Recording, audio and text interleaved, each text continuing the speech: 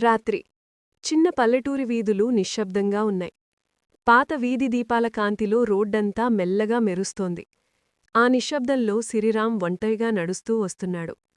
ప్రతి అడుగు అతనికి భారంగా అనిపిస్తోంది. ముఖంలో అలసట కాదు, ఓడిపోయిన భావన. తన మనసులో మాటలున్నాయిగాని బయటికి రావడంలేదు. అప్పుడు వెనకనించి ఒక గంభీరమైన గొంతు వినిపించింది. ఆగు! అతను వెనక్కి తిరిగి చూశాడు. అది ఆమె అమ్మ. ఆమె కళ్లల్లో కోపం, మాటల్లో గట్టితనం. కొన్ని మాటలు మొదలయ్యాయి. అవే కాస్తకాస్తగా పెద్ద గొడవగా మారాయి.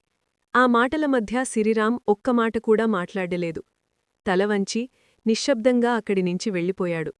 ఆ రాత్రి అంతా అతని మనసులో ఒక్క ప్రశ్న తిరుగుతూనే ఉంది. ప్రేమంటే నిజంగా ఇంత బలహీనమా? మరుసటి రోజు ఉదయం కాలేజీకి వెళ్లే హడావుడిలో ఆమె కనిపించింది. సిరిరాం దూరంనించే చూస్తూ నిలబడ్డాడు. మాటలేమీ అవసరం లేదు అనుకున్నాడు. కాని మనసు ఊరుకోలేదు. ఫోన్ తీసుకుని కాల్ చేశాడు. స్క్రీన్ మీద ఒక్క మాట వెలిగింది. You are blocked. అతని చేతులు కంపించాయి. మళ్లీ ప్రయత్నించాడు. మళ్లీ అదే నిశ్శబ్దం. ఆ రోజంతా అతను ఫోన్ వైపే చూస్తూ గడిపాడు. రోజురోజుకీ అదే పరిస్థితి. రోజులు గడిచాయి. వారాలు గడిచాయి. కాల్ చేసినా, మెసేజ్ పంపినా అన్నీ ఖాళీగానే మిగిలాయి. గదిలో ఒంటరిగా కూర్చుని చేతిలో ఫోన్ పట్టుకొని అతని మనసులో ఒక్క ప్రశ్నే మిగిలింది. నేను అంత తేలికగా వదిలేయదగినవాడినా? ఒక నెల తర్వాత సాయంత్రం సమయంలో ఫ్రెండ్స్ దగ్గర్నించి ఒక మాట విన్నాడు. ఆమె ఇంకో అబ్బాయితో ఉందట.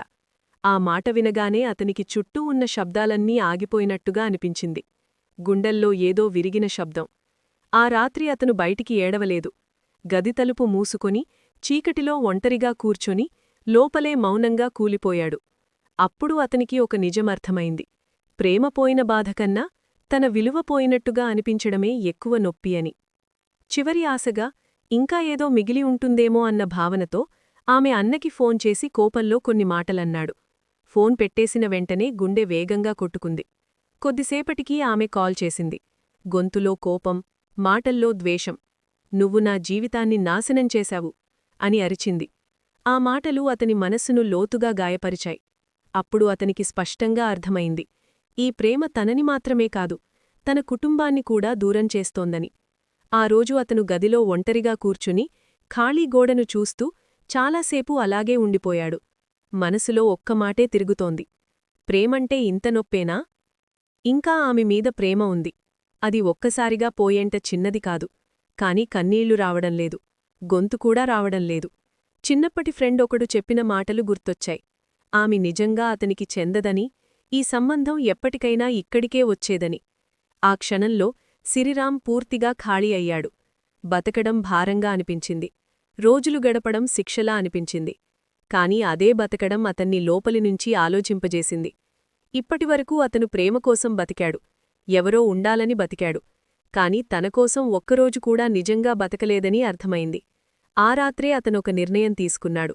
ఎవరో వదిలేశారని తన విలువ తగ్గిపోదని, ప్రేమపోయిందని తన జీవితం ఆగదని, నొప్పి మనల్ని ఆపడానికి కాదు, మనల్ని బలంగా చేయడానికి వస్తుందని, బాధ అనేదే చివరి మాట కాదని, అది ఒక మార్పుకి మొదటి అడుగు మాత్రమే అని. కొన్ని రోజులు గడిచాయి. సిరిరాం మెల్లగా మారడం మొదలుపెట్టాడు. ఒంటరిగా నడవడం అలవాటు చేసుకున్నాడు.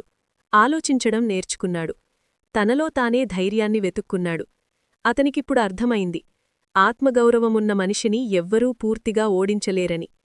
సూర్యుడు ఉదయిస్తున్నాడు. ఆకాశం మెల్లగా వెలుగుతో నిండుతోంది. ఆ వెలుతురులో సిరిరాం ముందుకు నడుస్తున్నాడు, తల ఎత్తుకొని, వెనక్కి చూసే అవసరం లేకుండా.